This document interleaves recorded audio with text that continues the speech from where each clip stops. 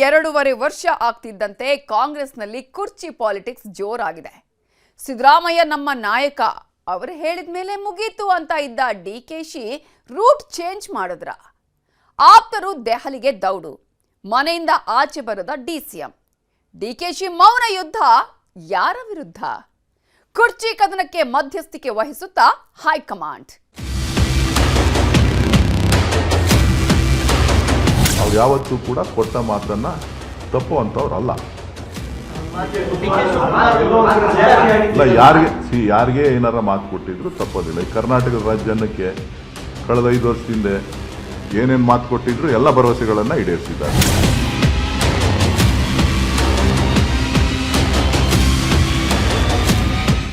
ನಮಗೆಲ್ರಿಗೂ ಕೂಡ ಮಾನ್ಯ ಸಿದ್ದರಾಮಯ್ಯರ ಸಾಹೇಬರ ಮೇಲೆ ನಂಬಿಕೆ ಇದೆ, ವಿಶ್ವಾಸ ಇದೆ.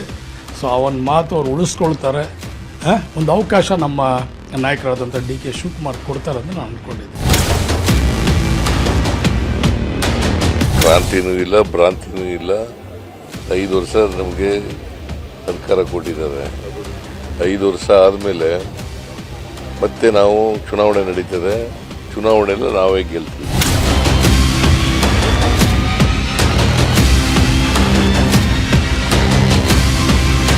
ಎರಡೂವರೆ ವರ್ಷ ಆದಮೇಲೆ ಗೊಂದಲ ಶುರುವಾಗಿದೆ. AICC-ವರೆಗೆ ಗೊತ್ತಿದೆ, ಅವ್ರೇನು ತೀರ್ಮಾನ ಕೊಟ್ಟಿದ್ದಾರೆ ಅದನ್ನು ಅವರು ನಡ್ಕೋಬೇಕು. ಆದಷ್ಟು ಬೇಗ ಗೊಂದಲವನ್ನು ನಿಲ್ಲಿಸಬೇಕು ಅಂತ ನಾನು ಅವ್ರಿಗೆ ಒತ್ತಾಯ ಮಾಡ್ತೀನಿ.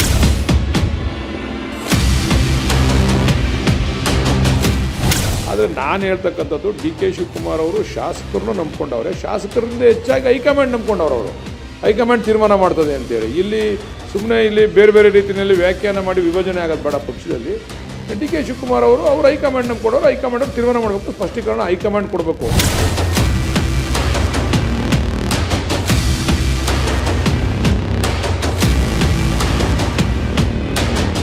ಕ್ರಾಂತಿನೂ ಇಲ್ಲಂತೆ, ಭ್ರಾಂತಿನೂ ಇಲ್ಲಂತೆ. ಇದ್ಯಾವುದು ವಾಂತಿನ? ಇದು ಮುಖ್ಯಮಂತ್ರಿ ಉಪಮುಖ್ಯಮಂತ್ರಿ ಕುಂತು ಒಂದು ಸ್ಟೇಟ್ಮೆಂಟ್ ಕೊಟ್ಬಿಟ್ಟು ಇಲ್ಲ, ಇದು ಸಿದ್ದರಾಮಯ್ಯರು 5 ವರ್ಷ CM, ನಮ್ದು ಯಾವುದೇ ಒಳಜಗಳಿಲ್ಲ, ನಮ್ದು ಯಾವುದೇ ಅಧಿಕಾರ ಹಸ್ತಾಂತರ ಇಲ್ಲ ಅಂತ ಹೇಳ್ಬೇಕಾಯ್ತಲ್ಲ. ಹೇಳಿಲ್ಲ.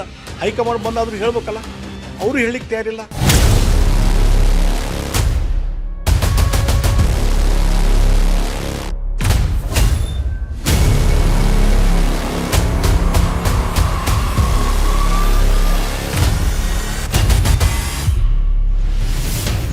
ರಾಜ್ಯ ಕಾಂಗ್ರೆಸ್ನಲ್ಲಿ ಎಲ್ಲ ಸರಿಯಾಗಿ ಇದ್ದಿದ್ರೆ ಸರ್ಕಾರಕ್ಕೆ 2.5 ವರ್ಷ ತುಂಬಿದ ಹಿನ್ನೆಲೆಯಲ್ಲಿ ಕಾರ್ಯಕ್ರಮವೊಂದು ನಡೀಬೇಕಿತ್ತು.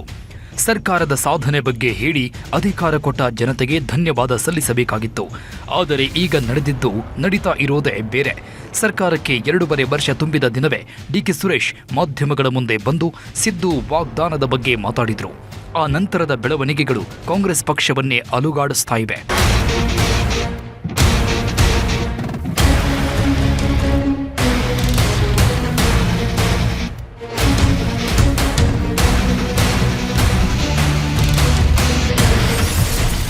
ನಾನೇ CM ಎಂದ ಸಿದ್ದು, ಆಲ್ ದಿ ಬೆಸ್ಟ್ ಹೇಳಿದ ಡಿಕೆಶಿ.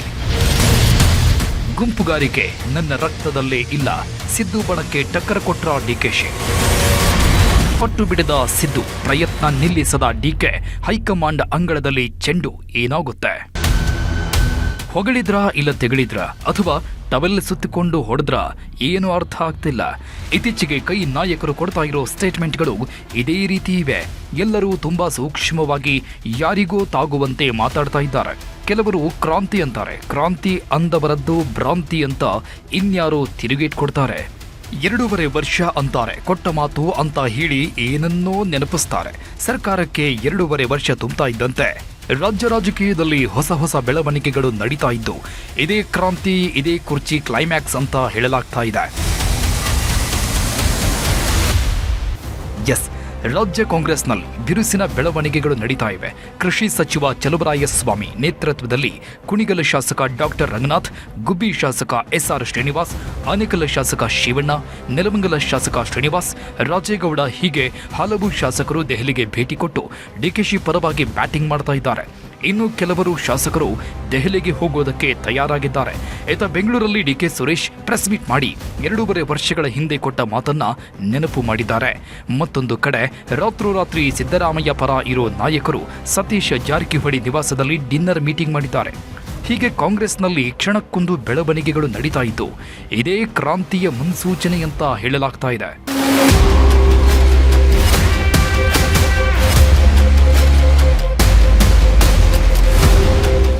ರಾಜ್ಯದಲ್ಲಿ ಕಾಂಗ್ರೆಸ್ ಸರ್ಕಾರ ಅಧಿಕಾರಕ್ಕೆ ಬಂದಾಗಿನಿಂದಲೂ ಕುರ್ಚಿ ಕದನ ಇತ್ತು.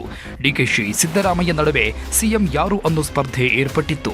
ಆದರೆ ಸರ್ಕಾರ ರಚನೆ ಮಾಡುವಾಗ ಕಾಂಗ್ರೆಸ್ ಹೈಕಮಾಂಡ್ ಅದೇನ್ ಹೇಳಿತ್ತೋ ಏನೋ ಕುರ್ಚಿ ಕದನಕ್ಕೆ ಫುಲ್ ಸ್ಟಾಪ್ ಆಗಿತ್ತು. ಯಾರೂ ಸಹ ಅನಂತರ ಮಾತನಾಡಿರಲಿಲ್ಲ. ಆದರೆ ಆಗಲೇ 2.5 ವರ್ಷಗಳ ನಂತರ ಅಧಿಕಾರ ಹಸ್ತಾಂತರ ಆಗುತ್ತೆ ಅನ್ನೋ ಸುದ್ದಿಗಳು ಹರಿದಾಡಿದ್ದವು. ಡಿಕೆಶಿ ಪರ ಇರೋ ಕೆಲವು ಶಾಸಕರು 2.5 ವರ್ಷಗಳ ನಂತರ ಡಿಕೆಶಿ ಸಿಎಂ ಅಂತ ಹೇಳಿಕೊಂಡು ಓಡಾಡಿದ್ರು. ಆದರೆ ಡಿಕೆಶಿ ಆಗಲಿ ಸಿಎಂ ಆಗಲಿ ಎಂದೂ ಅಧಿಕಾರ ಹಸ್ತಾಂತರದ ಬಗ್ಗೆ ಮಾತಾಡಿಲ್ಲ. ಸಿದ್ದು ಬೆಂಬಲಿಗರು ಆ ರೀತಿ ಯಾವುದೇ ಒಪ್ಪಂದ ಆಗಿಲ್ಲ ಅಂತ ಹೇಳಿಕೊಂಡು ಬಂದಿದ್ರು. ಆದರೆ ಈಗ ಸರ್ಕಾರಕ್ಕೆ 2.5 ವರ್ಷಗಳು ಆಗ್ತಾ ಇದೆ ಅಂತ ಗೊತ್ತಾಗ್ತಾ ಇದ್ದಂತೆ ಮತ್ತೆ ಅಧಿಕಾರ ಹಂಚಿಕೆ ವಿಚಾರ ಮುನ್ನೆಲೆಗೆ ಬಂದಿತ್ತು.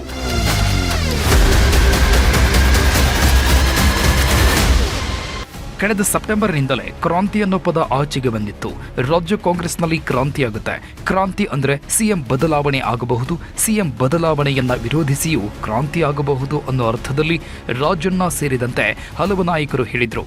ಆದರೆ ಸಿಎಂ ಡಿಸಿಎಂ ಈ ಕ್ರಾಂತಿ ಹೇಳಿಕೆಗಳನ್ನು ಸಂಪೂರ್ಣವಾಗಿ ತಳ್ಳಿಹಾಕಿದ್ರು. ಸಿದ್ದರಾಮಯ್ಯ ಸಹ ನಾನೇ ಪೂರ್ಣಾವಧಿಗೆ ಸಿಎಂ ಅಂತ ಹೇಳಿದ್ರು. ಡಿಕೆಶಿಯು ಎಲ್ಲವನ್ನ ಹೈಕಮಾಂಡ್ ನೋಡಿಕೊಳ್ಳುತ್ತೆ, ಸಿಎಂ ಸಿದ್ದರಾಮಯ್ಯ ಅವರು ಹೇಳಿದ್ದಾರೆ ಅಂದ್ರೆ ಫೈನಲ್ ಅಂತ ಹೇಳಿದ್ರು. ನಂತರ ಸೆಪ್ಟೆಂಬರ್ ಹೋಗಿ ಅಕ್ಟೋಬರ್ ಕ್ರಾಂತಿ ಅಂದ್ರು. ಕೊನೆಗೆ ಅಕ್ಟೋಬರ್ ಮುಗಿತಾ ಇದ್ದಂತೆ ಕ್ರಾಂತಿ ನವೆಂಬರ್ಗೆ ಶಿಫ್ಟ್ ಆಗಿತ್ತು. ಈಗ ನವೆಂಬರ್ ಸಹ ಮುಗಿತಾ ಬರ್ತಾ ಇದ್ದು ಎಲ್ಲರೂ ಆಶ್ಚರ್ಯ ಪಡೋ ರೀತಿ ರಾಜ್ಯ ಕಾಂಗ್ರೆಸ್ನಲ್ಲಿ ಬೆಳವಣಿಗೆಗಳು ನಡೀತಾ ಇವೆ. ಇದನ್ನೇ ನವೆಂಬರ್ ಕ್ರಾಂತಿ ಅಂತ ಅರ್ಥೈಸಲಾಗ್ತಾ ಇದೆ.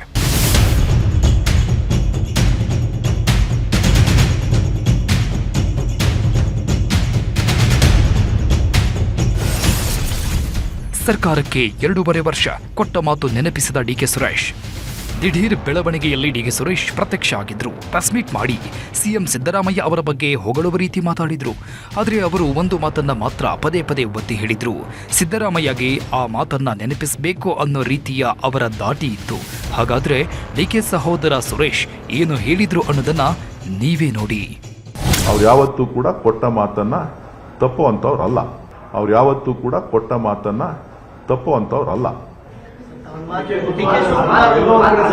ಇಲ್ಲ, ಯಾರಿಗೆ ಏನಾರ ಮಾತು ಕೊಟ್ಟಿದ್ರು ತಪ್ಪೋದಿಲ್ಲ. ಈ ಕರ್ನಾಟಕದ ರಾಜ್ಯಕ್ಕೆ ಕಳೆದ 5 ವರ್ಷದಿಂದ ಏನೇನ್ ಮಾತು ಕೊಟ್ಟಿದ್ರು ಎಲ್ಲ ಭರವಸೆಗಳನ್ನ ಈಡೇರಿಸಿದ್ದಾರೆ. ಈಗಲೂ ಕೂಡ ಈ ಸರ್ಕಾರದಲ್ಲೂ ಕೂಡ ಯಾರ್ಯಾರಿಗೆ ಏನೇನ್ ಕೊಟ್ಟಿದ್ದಾರೆ ಮಾತು ಅದ್ರ ಮಾತಿನಂತೆ ನಡೀತಾ ಇದ್ದಾರೆ. ಅದರಲ್ಲಿ ಏನೋ ತಪ್ಪೇನಿದೆ? ನೋಡಪ್ಪ, ಯಾರ್ಯಾರ ಹಣೆಯಲ್ಲಿ ಏನೇನ್ ಬರ್ದಿದ್ಯೋ ಅದಾಗುತ್ತೆ, ಗೊತ್ತಾಯ್ತಲ್ಲ, ಏನು ಮಾಡಕ್ಕಾಗೋದಿಲ್ಲ. ಇದೇ ಮಾತು ಡಿಕೆ ಸುರೇಶ್ ಹೇಳಿದ ಈ ಒಂದು ಮಾತು ಈಗ ರಾಜ್ಯ ಕಾಂಗ್ರೆಸ್ನಲ್ಲಿ ಸಂಚಲನ ಉಂಟು ಮಾಡ್ತಾ ಇದೆ.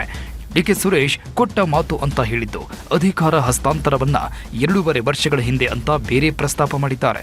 ಹಾಗಾಗಿ ಅವರು ಹೇಳಿದ್ದು ಕುರ್ಚಿ ಬಿಟ್ಟು ಕೊಡೋ ವಿಚಾರವನ್ನೇ ಅಂತ ಹೇಳಲಾಗ್ತಾ ಇದೆ. ಸಿದ್ದರಾಮಯ್ಯ 2.5 ವರ್ಷಗಳ ಹಿಂದೆ ಕುರ್ಚಿ ಬಿಟ್ಟು ಕೊಡ್ತೀನಿ ಅಂತ ಡಿಕೆಶಿಗೆ ಮಾತು ಕೊಟ್ಟಿದ್ದಾರೆ. ಈಗ ಅವರು ಆ ಮಾತನ್ನ ಮರೆತಂತಿದೆ. ಅದೇ ಕಾರಣಕ್ಕೆ ಡಿಕೆ ಸುರೇಶ್ ಅವರು ಆ ರೀತಿ ಹೇಳಿದ್ದಾರೆ ಅಂತ ಅವರ ಮಾತನ್ನ ಅರ್ಥೈಸಲಾಗ್ತಾ ಇದೆ. ಅವ್ರು ಯಾವತ್ತೂ ಕೂಡ ಕೊಟ್ಟ ಮಾತನ್ನ ತಪ್ಪುವಂಥವ್ರಲ್ಲ. ಹೌದು, ಡಿಕೆ ಸುರೇಶ್ ಅಧಿಕಾರ ಹಸ್ತಾಂತರದ ಬಗ್ಗೆಯೇ ಮಾತಾಡಿದ್ದಾರೆ. ಅದರಲ್ಲಿ ತಪ್ಪೇನು ಅಂತ ಇನ್ನೂ ಒಂದಷ್ಟು ಶಾಸಕರು ಸಮರ್ಥನೆ ಮಾಡಿಕೊಳ್ತಾ ಇದ್ದಾರೆ. ಅಷ್ಟೇ ಅಲ್ಲ, ಡಿಕೆ ಸುರೇಶ್ ಹಾಗೆ ಮಾತಾಡ್ತಾ ಇದ್ದಂತೆ ಡಿಕೆಶಿ ಬೆಂಬಲಿಗರ ಟೀಮ್ ದೆಹಲಿಗೂ ಹೋಗಿದೆ. ಅಲ್ಲೇ ಎಐಸಿಸಿ ಅಧ್ಯಕ್ಷ ಮಲ್ಲಿಕಾರ್ಜುನ ಖರ್ಗೆ ಅವರನ್ನ ಮಾತಾಡಿ ಡಿಕೆಶಿ ಅವರಿಗೆ ಅಧಿಕಾರ ಸಿಗಬೇಕು ಅಂತ ಮನವಿ ಮಾಡಿಕೊಂಡಿದೆ.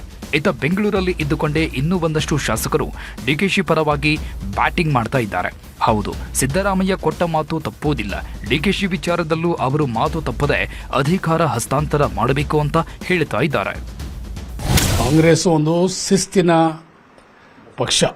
ಸೊ ಆ ನಿಟ್ಟಿನಲ್ಲಿ ಇವತ್ತು ಮಾನ್ಯ ಖರ್ಗೆ ಸಾಹೇಬರು ಮತ್ತು ಸೋನಿಯಾ ಗಾಂಧಿಯವರು, ರಾಹುಲ್ ಗಾಂಧಿಯವರು ಒಂದು ಒಳ್ಳೆಯ ತೀರ್ಮಾನವನ್ನು ತಗೊಳ್ತಾರೆ. ಸೂಕ್ತ ಸಮಯದಲ್ಲಿ ಅವರು ಒಂದು ಅವಕಾಶ ಡಿ ಕೆ ಶಿವಕುಮಾರ್ ಅವರಿಗೆ ಈ ರಾಜ್ಯದ ಮುಖ್ಯಮಂತ್ರಿಯಾಗಿ ಮಾಡ್ತಾರೆ ಅನ್ನೋದು ಭರವಸೆ ನಮ್ಮ ಎಲ್ಲ ಕಾರ್ಯಕರ್ತರಿಗೆ, ಮುಖಂಡರುಗಳಿಗೆ, ಶಾಸಕರಿಗೆ ಇದೆ ಅಂತ ಹೇಳಕ್ ಬಯಸ್ತೇನೆ. ಸಿದ್ದರಾಮಯ್ಯ ಸಾಹೇಬರು ನಮ್ಮ ನಾಯಕರನ್ನೇ. ಅವರು ಒಳ್ಳೆ ಆಡಳಿತವನ್ನು ಕೊಟ್ಟಂತವ್ರು. ಈ ಹಿಂದೆ ಕೂಡ 5 ವರ್ಷ ಮುಖ್ಯಮಂತ್ರಿಯಾಗಿ ಈ ರಾಜ್ಯವನ್ನು ಆಳದಂತವ್ರು. ಅವರು ಕೂಡ ಕೊಟ್ಟ ಮಾತನಾಗ ಯಾವತ್ತೂ ತಪ್ಪಲ್ಲ. ಅವರು ಯಾವತ್ತೂ ಕೂಡ ತಪ್ಪಿಲ್ಲ. ಇವತ್ತು 5 ಗ್ಯಾರಂಟಿ ಏನು ಅವರು ಕೊಟ್ಟ ಮಾತಾಗ ನಡ್ಕೊಂಡಿದ್ದಾರೆ, ಅದೇ ರೀತಿ ಇದಕ್ಕೂ ಕೂಡ ಒಂದು ಅವಕಾಶ. ನಾವು ನಮ್ಮ ಮನೆ ವಿಚಾರ ಇದು, ನಮ್ಮ ಪಕ್ಷದ ಆಂತರಿಕ ವಿಚಾರ ಇದೆಲ್ಲ ಕೂಡ ನಾವು ಹೋರಾಟ ಮಾಡಬೇಕು. ನಾವು ಕೆಲವು ಸಂದರ್ಭದಲ್ಲಿ ಕೇಳಬೇಕಾಗ್ತದೆ, ಅವ್ರ ಮಾತು ನಾವು ಕೇಳಬೇಕಾಗ್ತದೆ, ನಮ್ಮ ಮಾತು ಅವ್ರು ಕೇಳಬೇಕಾಗ್ತದೆ. ನಮ್ಮ ಆಂತರಿಕ ವಿಚಾರ ಇದು. ಆ ಒಂದು ನಿಟ್ಟಿನಲ್ಲಿ ನಮ್ಮೆಲ್ರಿಗೂ ಕೂಡ ಮಾನ್ಯ ಸಿದ್ದರಾಮಯ್ಯ ಸಾಹೇಬರ ಮೇಲೆ ನಂಬಿಕೆ ಇದೆ, ವಿಶ್ವಾಸ ಇದೆ. ಸೊ ಆ ಒಂದು ಮಾತು ಅವ್ರು ಉಳಿಸ್ಕೊಳ್ತಾರೆ. ಒಂದು ಅವಕಾಶ ನಮ್ಮ ನಾಯಕರಾದಂಥ DK ಶಿವಕುಮಾರ್ ಕೊಡ್ತಾರೆ ಅಂತ ನಾನು ಅನ್ಕೊಂಡಿದ್ದೆ. ಡಿಕೆಶಿ ಬೆಂಬಲಿಗರು ಹಿಂದೆಂದೂ ಇಲ್ಲದ ರೀತಿಯಲ್ಲಿ ಅಲರ್ಟ್ ಆಗಿದ್ದಾರೆ. ಏನಾಗುತ್ತೋ ಆಗಲಿ, ಡಿಕೆಶಿ ಸಿಎಂ ಮಾಡಲು ಕೊನೆ ಪ್ರಯತ್ನ ಮಾಡಬೇಕು ಅಂತ ತೀರ್ಮಾನಿಸಿ ದೆಹಲಿವರೆಗೂ ಹೋಗಿದ್ದಾರೆ. ಪಕ್ಷಕ್ಕಾಗಿ ದುಡಿದ ಡಿಕೆಶಿಗೆ ಒಂದು ಅವಕಾಶ ಸಿಗಬೇಕು ಅಂತ ವಾದ ಮಂಡಿಸ್ತಾ ಇದ್ದಾರೆ. ಆದರೆ ಈಗಲೂ ಪಟ್ಟು ಬಿಡದ ಸಿದ್ದರಾಮಯ್ಯ ಬದಲಾವಣೆಯನ್ನ ಹೈಕಮಾಂಡ್ ತೀರ್ಮಾನ ಮಾಡುತ್ತೆ, ನಾನೇ ಮುಂದೆಯೂ ಸಿಎಂ ಅಂತ ಹೇಳ್ತಾ ಇದ್ದಾರೆ. ಮತ್ತೊಂದು ಕಡೆ ಸಿದ್ದು ಬೆಂಬಲಿಗರು ಸಹ ಸಿದ್ದು ಪರ ಧ್ವನಿ ಎತ್ತಲು ರೆಡಿಯಾಗ್ತಾ ಇದ್ದಾರೆ. ಯಾವ ಬಣದ ನಾಯಕನೂ ಅಲ್ಲ, ಗುಂಪುಗಾರಿಕೆ ನನ್ನ ರಕ್ತದಲ್ಲೇ ಇಲ್ಲ. ಡಿಕೆ ಸುರೇಶ್ ಕೊಟ್ಟ ಮಾತು ಅಂತ ನೆನಪಿಸಿದ್ದು. ಕೆಲವು ಶಾಸಕರು ದೆಹಲಿಗೆ ಹೋಗಿದ್ದು, ಇನ್ನು ಕೆಲವು ಶಾಸಕರು ಡಿಕೆ ಶಿವಕುಮಾರ್ಗೆ ಅಧಿಕಾರ ಸಿಗಲಿ ಅಂತ ಹೇಳ್ತಾ ಇರೋದು. ಡಿಕೆಶಿ ಮನೆಯಿಂದ ಆಚೆ ಬರದೇ ಇದ್ದಿದ್ದು, ಇದೆಲ್ಲವೂ ಸಾಕಷ್ಟು ಗೊಂದಲ ಸೃಷ್ಟಿಯಾಗುವಂತೆ ಮಾಡಿದ್ದು. ಇದಕ್ಕೆಲ್ಲ ಕ್ಲಾರಿಟಿ ಕೊಡಬೇಕು, ಅಧಿಕಾರ ಹಸ್ತಾಂತರ ಅಂತ ಇರೋರ ಬಾಯಿ ಮುಚ್ಚಿಸಬೇಕು ಅಂತ ಸಿಎಂ ಸಿದ್ದರಾಮಯ್ಯ ಮತ್ತೊಮ್ಮೆ ನಾನೇ ಸಿಎಂ, 5 ವರ್ಷಗಳ ಕಾಲ ನಾನೇ ಸಿಎಂ ಅಂತ ಪುನರುಚ್ಚರಿಸಿದ್ದಾರೆ.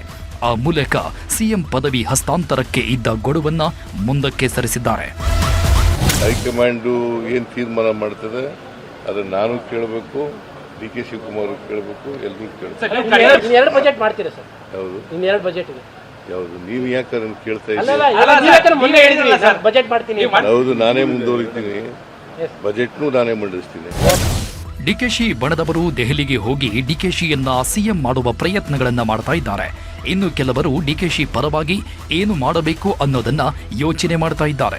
ಇದರ ನಡುವೆಯೇ ಸಿದ್ದರಾಮಯ್ಯ ನಾನೇ ಸಿಎಂ, ಬದಲಾವಣೆ ಇಲ್ಲ ಅಂತ 2 ಬಾರಿ ಉಚ್ಚರಿಸಿದ್ದಾರೆ. ಕ್ರಾಂತಿನೂ ಇಲ್ಲ, ಭ್ರಾಂತಿನೂ ಇಲ್ಲ ಅಂತ ಸಿಎಂ ಬದಲಾವಣೆ ಬಗ್ಗೆ ಮಾತಾಡ್ತಾ ಇರೋರಿಗೆ ತಿರುಗೇಟ್ ಕೊಟ್ಟಿದ್ದಾರೆ. ಯಾವ ಕ್ರಾಂತಿ ಅಂತ ಹೇಳಿದವ್ರು? ಕ್ರಾಂತಿನೂ ಇಲ್ಲ, ಭ್ರಾಂತಿನೂ ಇಲ್ಲ. 5 ವರ್ಷ ನಮಗೆ ಅಧಿಕಾರ ಕೊಟ್ಟಿದ್ದಾರೆ. 5 ವರ್ಷ ಆದಮೇಲೆ ಮತ್ತೆ ನಾವು ಚುನಾವಣೆ ನಡೀತದೆ. ಚುನಾವಣೆಲ್ಲ ನಾವೇ ಗೆಲ್ತೀವಿ. 5 ವರ್ಷ ನೀವೇ ಇರ್ತೀರಾ ಅಂತ ಸರ್? 5 ವರ್ಷ ನೀವೇ ಇರ್ತೀರಾ ಅನ್ನೋದೇ ಚರ್ಚೆಗಳು ಸಖತ್ತು. ಚರ್ಚೆ ಇದು ಅನಾವಶ್ಯಕವಾದಂಥ ಚರ್ಚೆ ನಡೀತಾ ಇರೋದು. ಅನಾವಶ್ಯಕ ಚರ್ಚೆ ನಡೀತಾ ಇರೋದು. 2.5 ವರ್ಷ ಆಗಲಿ ಅಂತೇಳಿ ನಾನು ಹೈಕಮಾಂಡ್ನವ್ರಿಗೆ ಹೇಳಿದ್ದೆ. ಅದ್ರ ಮೇಲೆ ಚರ್ಚೆಗಳು ಉಟ್ಕೊಂಡಿದ್ದವು. 2 ವರ್ಷ ಆದಮೇಲೆ ರೀಸಫಲ್ ಮಾಡೋಣ ಅಂತ ಹೇಳಿದ್ದೆ. ಅದ್ರ ಮೇಲೆ ಚರ್ಚೆಗಳು ಉಟ್ಕೊಂಡಿದ್ದೆ. ನಾವು ಮೊದಲೇ ಹೇಳಿದ ಹಾಗೆ ಯಾರು ಯಾವ ಅರ್ಥದಲ್ಲಿ ಮಾತಾಡ್ತಾ ಇದ್ದಾರೆ ಅನ್ನೋದೇ ಗೊತ್ತಾಗ್ತಿಲ್ಲ. ಎಲ್ಲರೂ ಒಳಾರ್ಥ, ನಿಗೂಢ ಅರ್ಥಗಳಲ್ಲೇ ಮಾತಾಡ್ತಾ ಇದ್ದಾರೆ.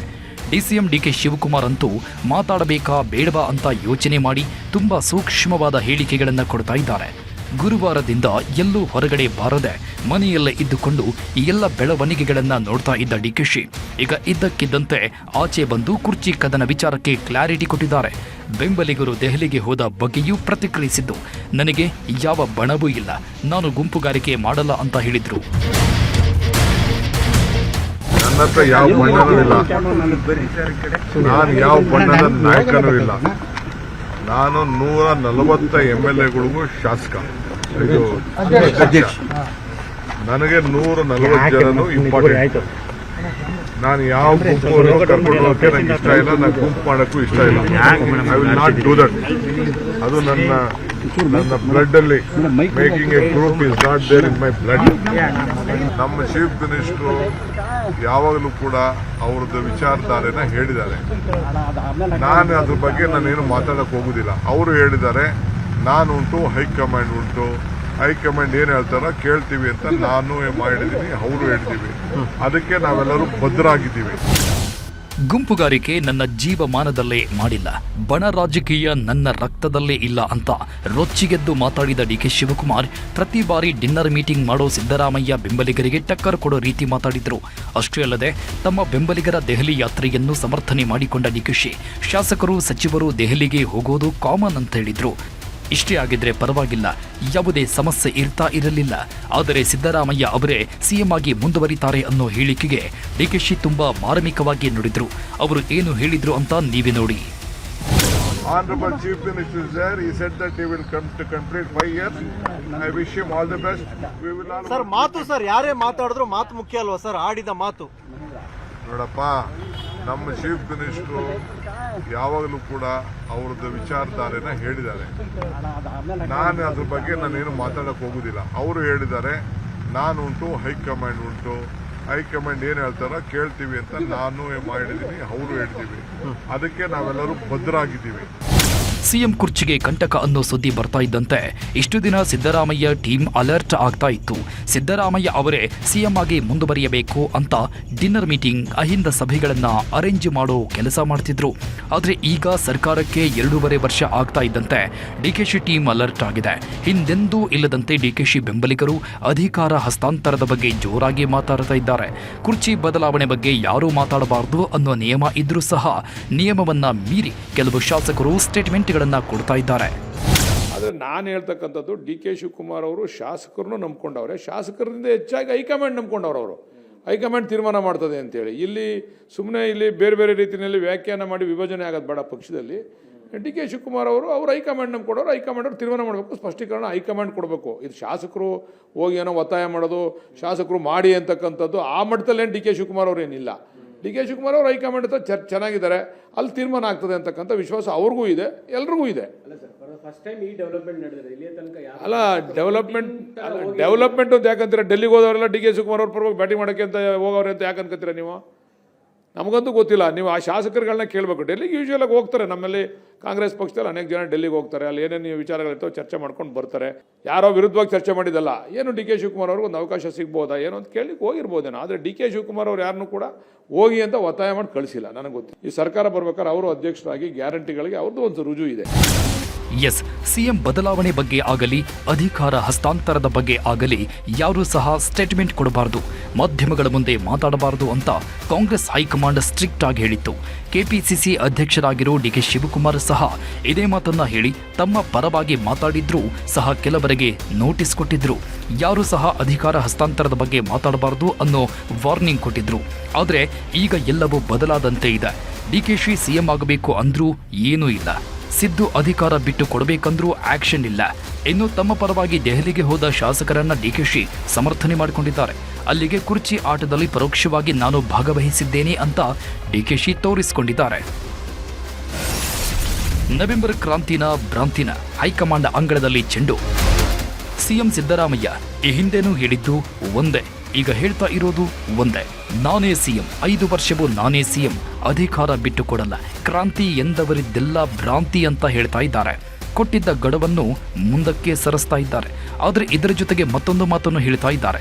ಏನೇ ಆಗೋದಿದ್ರೂ ಅದನ್ನ ಹೈಕಮಾಂಡ್ ತೀರ್ಮಾನಿಸುತ್ತೆ. ವರಿಷ್ಠರ ಮಾತನ್ನ ನಾನು ಕೇಳಬೇಕು, ಡಿಕೆಶಿಯನ್ನು ಕೇಳಬೇಕು. ಅಧಿಕಾರ ಬಿಟ್ಟುಕೊಡಿ ಅಂದ್ರೆ ಬಿಟ್ಟುಕೊಡಬೇಕು. ಡಿಕೆಶಿಯನ್ನ ಸೈಲೆಂಟ್ ಆಗಿರಿ ಅಂದ್ರೆ ಅವರು ಸೈಲೆಂಟ್ ಆಗಿರಬೇಕು ಅನ್ನೋ ಅರ್ಥದಲ್ಲಿ ಸಿದ್ದರಾಮಯ್ಯ ಹೇಳಿದ್ದಾರೆ. ಆ ಮೂಲಕ ಸಿಎಂ ಕುರ್ಚಿ ಚೆಂಡನ್ನ ಹೈಕಮಾಂಡ್ ಅಂಗಳಕ್ಕೆ ತಳ್ಳಿದ್ದಾರೆ. ಇನ್ನು ಡಿಕೆಶಿ ಅಂತೂ ಹೈಕಮಾಂಡ್ ಆದೇಶವನ್ನ ಮೀರೋದಿಲ್ಲ. ಅದಕ್ಕೆ ಅವರು ಹೈಕಮಾಂಡ್ ಸೈಲೆಂಟ್ ಆಗಿರೋದನ್ನ ನೋಡಿ ಕೊನೆಯದಾಗಿ ಕೆಲವು ಪ್ರಯತ್ನಗಳನ್ನ ಮಾಡ್ತಾ ಇದ್ದಾರೆ. ಆದರೆ ಹೈಕಮಾಂಡ್ ಒಂದು ಸಂದೇಶ ಕೊಡ್ತು ಅಂದ್ರೆ ಅದರ ಪ್ರಕಾರ ಸುಮ್ಮನೆ ಆಗ್ತಾರೆ. ಅದಕ್ಕೆ ಈಗ ಎಲ್ಲರ ಚಿತ್ತ ಹೈಕಮಾಂಡ್ನತ್ತ ನೆಟ್ಟಿದೆ. ಎಐಸಿಸಿ ಅಧ್ಯಕ್ಷ ಮಲ್ಲಿಕಾರ್ಜುನ ಖರ್ಗೆ ಬೆಂಗಳೂರಿಗೆ ಆಗಮಿಸ್ತಾ ಇದ್ದು ಅವರ ಜೊತೆಗೆ ಚರ್ಚೆ ಮಾಡೋದಕ್ಕೆ ಸಿಎಂ ಬಣ ಮತ್ತು ಡಿಕೆಶಿ ಬಣ ತೀರ್ಮಾನಿಸಿದೆ. ಆದರೆ ಬಿಹಾರ ಚುನಾವಣೆ ಫಲಿತಾಂಶದ ಯೋಚನೆಯಲ್ಲಿರೋ ಕಾಂಗ್ರೆಸ್ ಹೈಕಮಾಂಡ್ ರಾಜ್ಯ ಕಾಂಗ್ರೆಸ್ ನಾಯಕರಿಗೆ ಏನ್ ಹೇಳುತ್ತೆ, ಕುರ್ಚಿ ಕದನವನ್ನ ಹೇಗೆ ಬಗೆಹರಿಸುತ್ತೆ ಅನ್ನೋದು ಕುತೂಹಲ ಕೆರಳಿಸಿದೆ.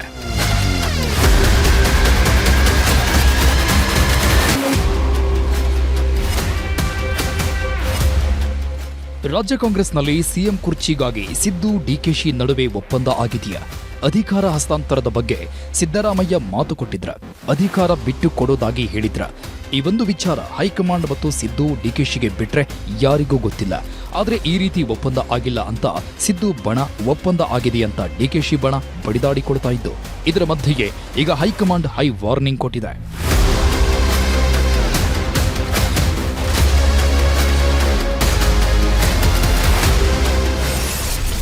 ರಾಜ್ಯ ಕಾಂಗ್ರೆಸ್ನಲ್ಲಿ ಕ್ರಾಂತಿ, ಕ್ಲೈಮ್ಯಾಕ್ಸ್ನಲ್ಲಿ ಕುರ್ಚಿ ಕದನ. ಪ್ರಯತ್ನ ನಿಲ್ಲಿಸದ ಡಿಕೆಶಿ, ಪಟ್ಟು ಬಿಡದ ಸಿದ್ದರಾಮಯ್ಯ. ಕಾಂಗ್ರೆಸ್ನಲ್ಲಿ ಬಣ ಬಡಿದಾಟ, ಹೈಕಮಾಂಡ್ ಹೇಳಿದ್ದು ಏನು? ಕ್ರಾಂತಿನೂ ಇಲ್ಲ, ಭ್ರಾಂತಿನೂ ಇಲ್ಲ, ನಾನೇ ಸಿಎಂ ಅಂತ ಸಿದ್ದರಾಮಯ್ಯ ಫುಲ್ ಕಾನ್ಫಿಡೆನ್ಸ್ನಲ್ಲಿ ಹೇಳ್ತಾ ಇದ್ದಾರೆ. ಅವರು ಹೇಳಿದ ಮೇಲೆ ಮುಗಿತಲ್ಲ ಅಂತ ಸಿದ್ದು ಆಪ್ತ ಸಚಿವರು ಹೇಳ್ತಾ ಇದ್ದಾರೆ. ಆದರೆ ಡಿಕೆಶಿ ಮಾತ್ರ ನಾನೇ ಸಿಎಂ ಅನ್ನೋ ಸಿದ್ದು ಹೇಳಿಕೆಗೆ ಮಾರ್ಮಿಕವಾಗಿ ಉತ್ತರ ಕೊಡ್ತಾ ಇದ್ದಾರೆ. ಯಾರು ಸಿಎಂ ಅನ್ನೋದನ್ನ ಹೈಕಮಾಂಡ್ ತೀರ್ಮಾನ ಮಾಡುತ್ತೆ ಅಂತ ಹೇಳದೆ ಸಿದ್ದರಾಮಯ್ಯಗೆ ಆಲ್ ದಿ ಬೆಸ್ಟ್ ಹೇಳ್ತಾ ಇದ್ದಾರೆ. ಸಾಮಾನ್ಯವಾಗಿ ಆಗಬೇಕಾದ ಕೆಲಸಕ್ಕೆ ಆಲ್ ದಿ ಬೆಸ್ಟ್ ಹೇಳ್ತಾರೆ. ಈಗ ಸಿದ್ದರಾಮಯ್ಯ ಆಲ್ರೆಡಿ ಸಿಎಂ, ಅವರಿಗೆ ಆಲ್ ದಿ ಬೆಸ್ಟ್ ಯಾಕೆ ಅನ್ನೋದು ಈಗ ಪ್ರಶ್ನೆ. ಅಂದ್ರೆ ಸಿದ್ದರಾಮಯ್ಯ 5 ವರ್ಷಗಳ ಕಾಲ ಮುಂದುವರಿಯಲ್ಲ, ಅವರು ಮುಂದುವರಿಯೋ ಪ್ರಯತ್ನ ಮಾಡ್ತಾ ಇದ್ರೆ ಅದಕ್ಕೆ ಆಲ್ ದಿ ಬೆಸ್ಟ್ ಅಂತ ಡಿಕೆಶಿ ಹೇಳಿದ್ರ. 5 ವರ್ಷ ಸಿಎಂ ಆಗಿರ್ತೀನಿ ಅಂದ್ರೆ ಅದಕ್ಕೆ ಆಲ್ ದಿ ಬೆಸ್ಟ್ ಯಾಕೆ ಹೇಳಬೇಕು ಅನ್ನೋ ಚರ್ಚೆಗಳು ಆಗ್ತಾ ಇವೆ. ಇದರ ಜೊತೆಗೆ ಡಿಕೆಶಿ ತಮ್ಮ ಬೆಂಬಲಿಗರ ದೆಹಲಿ ಯಾತ್ರೆಯನ್ನ ಸಮರ್ಥನೆ ಮಾಡಿಕೊಂಡಿರೋದು ದೊಡ್ಡ ಮಟ್ಟದಲ್ಲಿ ಏನೋ ನಡೀತಾ ಇದೆ ಅನ್ನೋ ಸುಳಿವು ಕೊಟ್ಟಿದ್ದಾರೆ.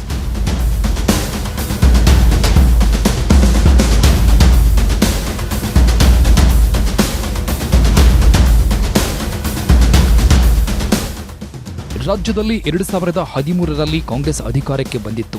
ಸಿದ್ದರಾಮಯ್ಯ ಸಿಎಂ ಆಗಿದ್ರು.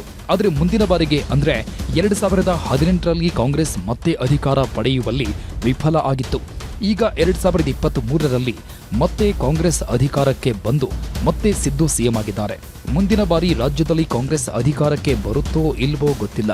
ಹಾಗಾಗಿ ಇದೇ ಅವಧಿಯಲ್ಲಿ ಡಿಕೆಶಿ ಸಿಎಂ ಆಗಬೇಕು ಅಂತ ಅವರ ಬೆಂಬಲಿಗರು ಪ್ರಯತ್ನ ಮಾಡ್ತಾ ಇದ್ದಾರೆ.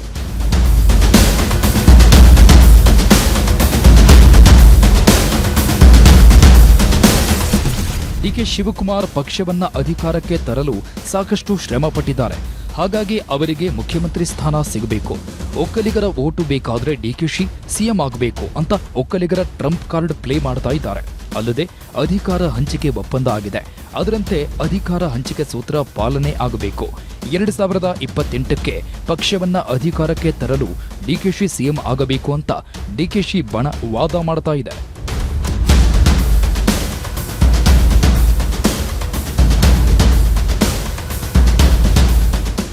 ಡಿಕೆಶಿ ಪಕ್ಷದ ಶಿಸ್ತಿನ ಸಿಪಾಯಿ, ಅವರು ಎಂದಿಗೂ ಹೈಕಮಾಂಡ್ ವಿರುದ್ಧ ನಿಲ್ಲೋದಿಲ್ಲ. ಆದರೆ ಅಧಿಕಾರ ಹಂಚಿಕೆ ವಿಚಾರದಲ್ಲಿ ಹೈಕಮಾಂಡ್ ಮೌನಕ್ಕೆ ಶರಣಾಗಿದೆ. ಬಿಹಾರ ಚುನಾವಣೆ ಮುಗಿದರೂ ಯಾರೂ ಅಧಿಕಾರ ಹಸ್ತಾಂತರದ ಬಗ್ಗೆ ಮಾತಾಡ್ತಾ ಇಲ್ಲ. ಅದಕ್ಕೆ ಡಿಕೆಶಿಗೆ ಸಿಎಂ ಪಟ್ಟಕ್ಕಾಗಿ ಕೊನೆ ಪ್ರಯತ್ನ ಮಾಡಲು ಮುಂದಾಗಿದ್ದು ಅವರೇ ಶಾಸಕರನ್ನ ದೆಹಲಿಗೆ ಕಳಿಸಿದ್ದಾರೆ ಅಂತ ಹೇಳಲಾಗ್ತಾ ಇದೆ. ಆದರೆ ಇದಕ್ಕೆ ವಿರುದ್ಧವಾಗಿ ಸಿದ್ದು ಬಣ ಸಹ ಸಿದ್ದು ಪರ ಅಖಾಡಕ್ಕಿಳಿದಿದೆ.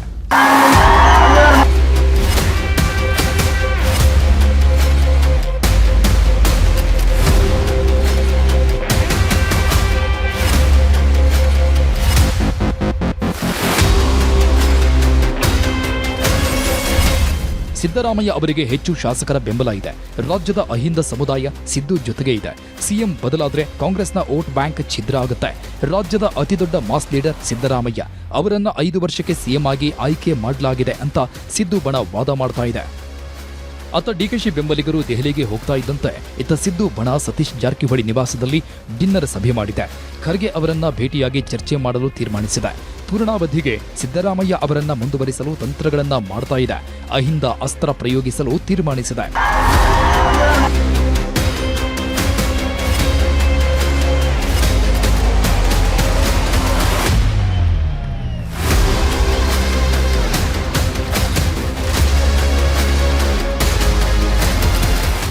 ಮತ್ತೊಂದು ಕಡೆ ರಾಜ್ಯದಲ್ಲಿ ಆಗ್ತಾ ಇರೋ ಬೆಳವಣಿಗೆಗಳನ್ನೆಲ್ಲ ಸೂಕ್ಷ್ಮವಾಗಿ ಗಮನಿಸ್ತಾ ಇರೋ ಕಾಂಗ್ರೆಸ್ ಹೈಕಮಾಂಡ್ ಅಧಿಕಾರ ಹಂಚಿಕೆ ಬಗ್ಗೆ ಮಾತಾಡ್ತಾ ಇರೋ ನಾಯಕರಿಗೆ ವಾರ್ನಿಂಗ್ ಕೊಟ್ಟಿದೆ. ಅಷ್ಟೇ ಅಲ್ಲದೆ ರಾಜ್ಯ ಬಿಜೆಪಿ ಮತ್ತು ಕೆಲವು ಮಾಧ್ಯಮಗಳ ಮೇಲೆ ಗೂಬೆ ಕೂರಿಸೋ ಪ್ರಯತ್ನ ಮಾಡಿದೆ. ಭಿನ್ನಮತೀಯ ಚಟುವಟಿಕೆಗಳನ್ನ ಮಾಡ್ತಾ ಇದ್ದಾರೆ, ಹುನ್ನಾರ ಮಾಡ್ತಾ ಇದ್ದಾರೆ ಅಂತ ಕಾಂಗ್ರೆಸ್ ಆರೋಪಿಸಿದೆ.